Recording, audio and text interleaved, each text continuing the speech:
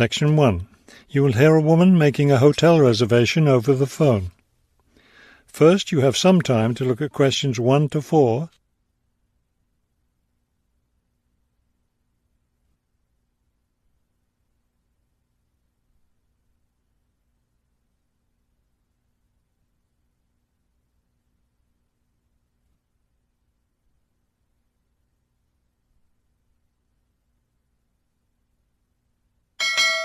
Now we shall begin. You should answer the questions as you listen, because you will not hear the recording a second time.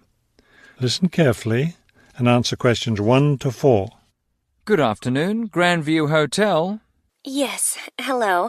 I'm planning to spend a few days in your city next week, and I'd like to, make a reservation. Of course. When did you want to stay here? Next week. Wednesday night and Thursday night. So that's February 13th and 14th. Yes, that's right. And how many guests will there be? Just me. So, do you have a room available? Yes, we do. I'll just need to take some of your information. May I have your name, please? Oh, right, yes. It's Roxanne Wilson. Wilson. Thank you, Miss Wilson. And may I have your credit card number? It's 233-618-9872. 9872. Got it. All right, Miss Wilson. I have your reservation confirmed. Can I help you with anything else? Now listen and answer questions 5 to 10. Well, yes. I was wondering, since I'll have a couple of free hours Friday morning before I leave, is there anything interesting to see close to the hotel?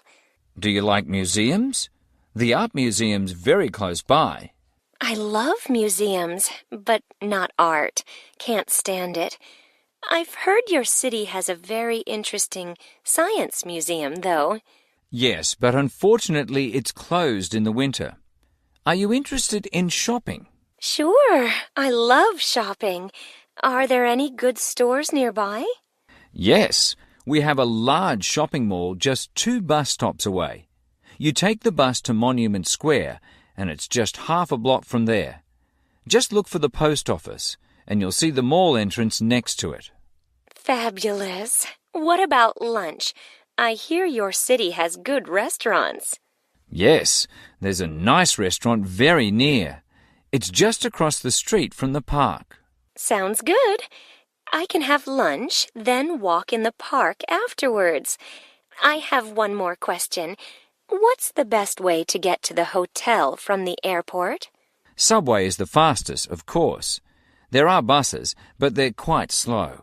I'll be arriving quite late, after 10 p.m. I thought I might have to take a taxi. The subway runs until midnight. Oh, good. Then I'll do that. Will there be someone at the hotel front desk that late? Oh, yes. The front desk stays open until 2. That is the end of Section 1. You now have half a minute to check your answers.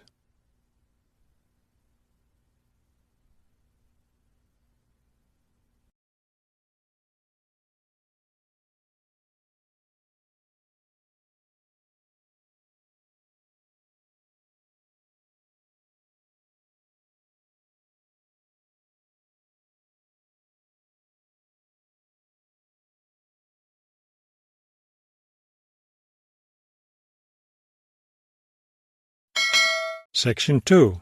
You will hear a tour leader giving information about a bus tour. First, you have some time to look at questions 11 to 15.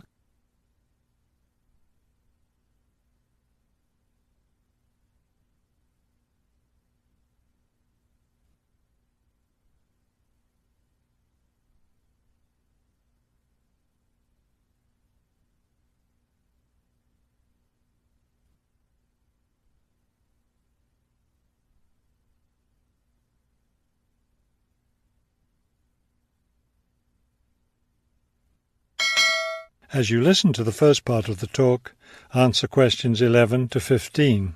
Thank you for choosing City Tours.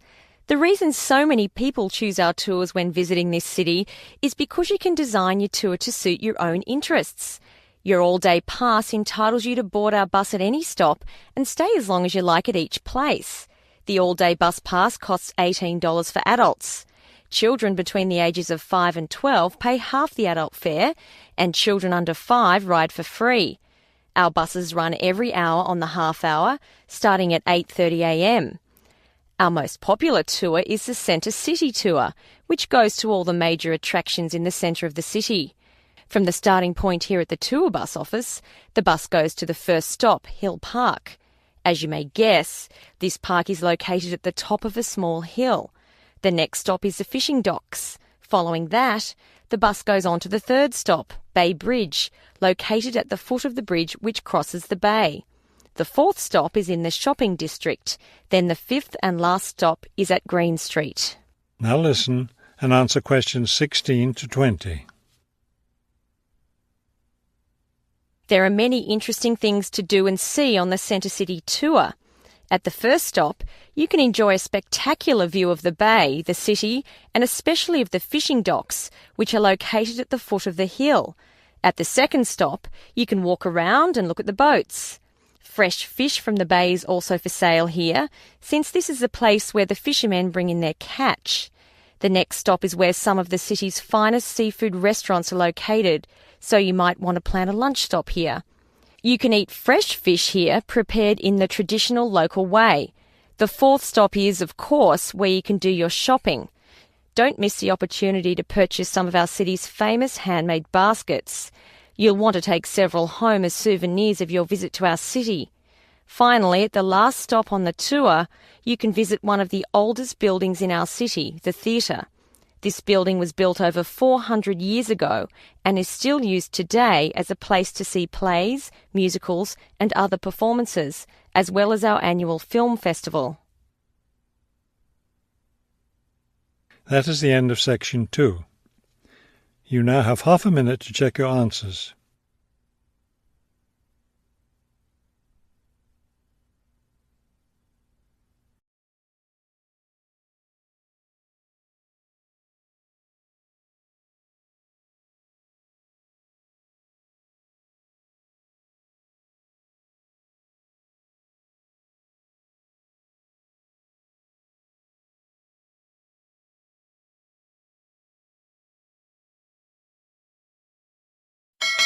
Section 3. You will hear a conversation between two students planning a research project. First, you have some time to look at questions 21 to 23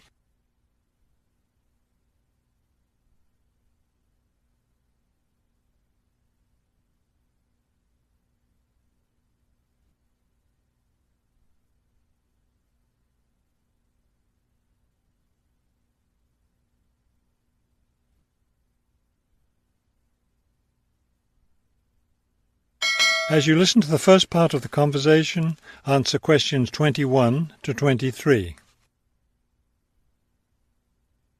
We'd better start planning our research project because we don't have much time left before it's due. I know, only 3 more weeks. Is that all? I thought we had more time than that. Well, let's get to work then. Okay, so we agreed we're going to interview shoppers about their spending habits. Did we decide to conduct our interviews at the department store? We haven't decided anything definitely yet, but I think the shopping mall would be a better place. We'd get more of a variety of shoppers there. Yes, that's a good point. So let's do that. How many interviews did the professor say we had to complete? She said at least 30. That sounds like a lot, doesn't it? Yes, but if we divide it up between the two of us, that's just 15 each. That's not so bad. Now listen and answer questions 24 to 30. Okay, so I guess we'd better start designing our questionnaire. Well, we have to do some reading first, don't we? Didn't we say we were going to compare our results to the results of a government study? Right, the government study about how the economic crisis has changed people's spending habits. We want to see if we get similar results. Yes, so we'd better read that first and then design our questionnaire. Then I guess we'll be ready to go out and interview shoppers. No, don't you remember? The professor said she had to approve our questionnaire first before we actually conducted the interviews. Oh, right. So we'll get her approval and then conduct the interviews. I think a Saturday would be the best day for the interviews because everyone's out shopping then. Right. We'll do it on a Saturday then. And let's also plan to get together the next day to analyse the results. It's best to do that while everything's fresh in our minds, don't you think? Sure. That sounds like a good idea. Okay, so then we're going to have to present our results to the class. Do you have any ideas for that? It's an important part of our grade, so I think we should plan it well. Well, I think the obvious thing is to prepare some charts showing our results and how they compare with the government study. That will help make the information a lot clearer to the class. Right. Okay, so we'll draw up some charts of the results. And then that's it. All that will be left to do is give the class presentation. Do you think we can be ready on time? I sure hope so. Let's get started now. That is the end of section 3. You now have half a minute to check your answers.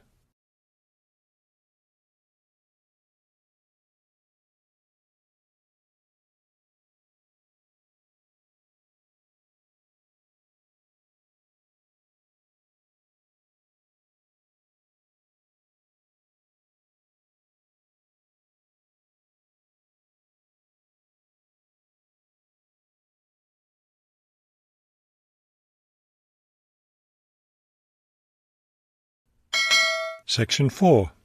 You will hear a professor give a lecture on Louisa May Alcott. First, you have some time to look at the questions 31 to 40.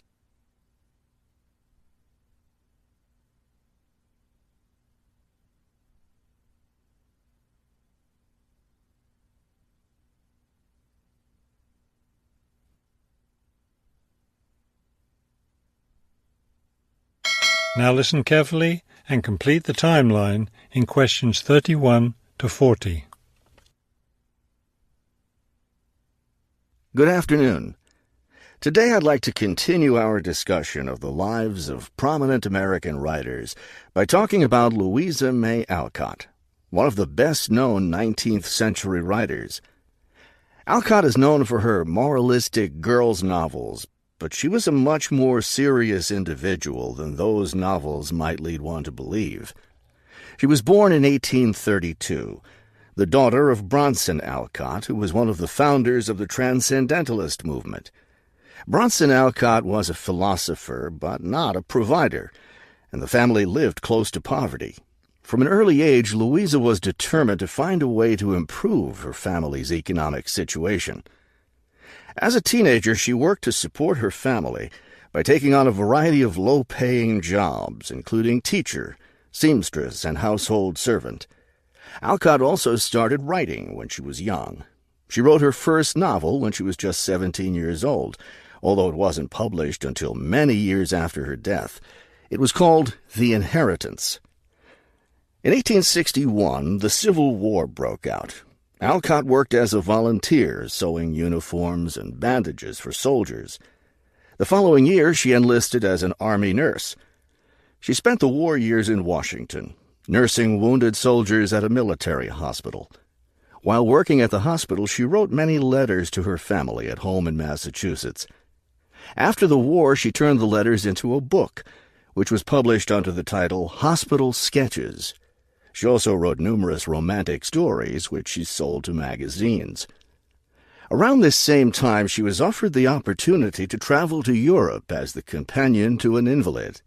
When she returned home from Europe in 1866, she found her family still in financial difficulty and in need of money, so she went back to writing. Her big break came in 1868, with the publication of her first novel for girls, Little Women. The novel achieved instant success, and the public wanted more. From then on, Alcott supported herself and her family by writing novels for girls. It wasn't the writing she had dreamed of doing, but it earned her a good income. Alcott took care of her family for the rest of her life. In 1878, her youngest sister May got married. A year later, May died after giving birth to a daughter. Louisa Alcott raised her sister's orphaned child. In 1882, Bronson Alcott suffered a stroke. Soon after that, Louisa Alcott set up a house for him, her niece, her sister Anna, and Anna's 2 sons in Boston. Her mother was no longer living by this time. Alcott was still writing novels for girls, including 2 sequels to Little Women, Little Men and Joe's Boys. The latter was published in 1886. Louisa Alcott had suffered poor health ever since she contracted typhoid fever while working as a war nurse. She died in March of 1888, at the age of 55. She was buried in Concord, Massachusetts. That is the end of Section 4. You now have half a minute to check your answers.